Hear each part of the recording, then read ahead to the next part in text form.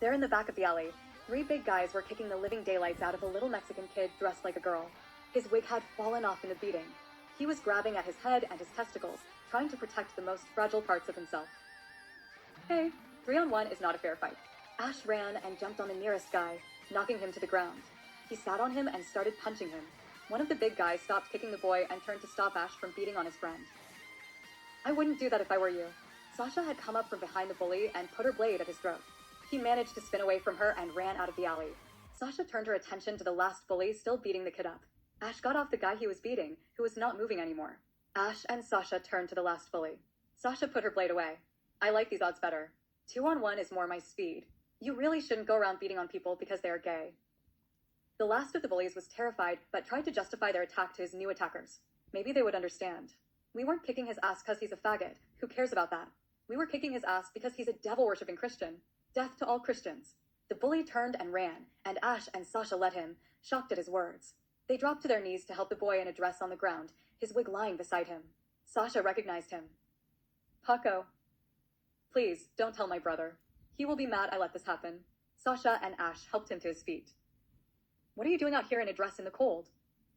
What do you think? Turning tricks. No one is buying tacos made by Christians. Don't tell Nico. Paco wiped the blood from his lip. I told him I've been privately cooking for rich families in Carmel and Geist. So those guys weren't beating you because you're gay? Sasha was confused. Paco chuckled, then coughed in pain. Huh, no. One of them was partaking of my services. He had no problem pretending I was a girl from behind.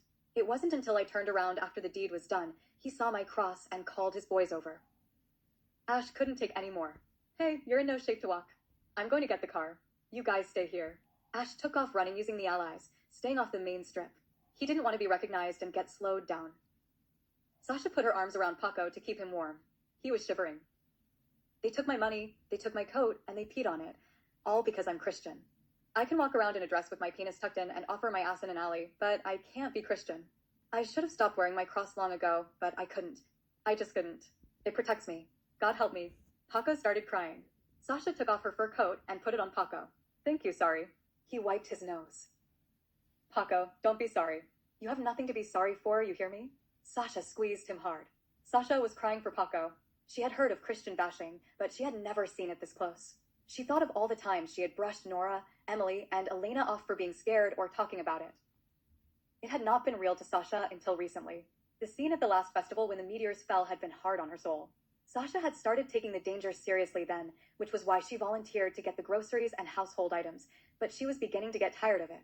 She didn't like being responsible for such menial things, and she was starting to resent it until tonight.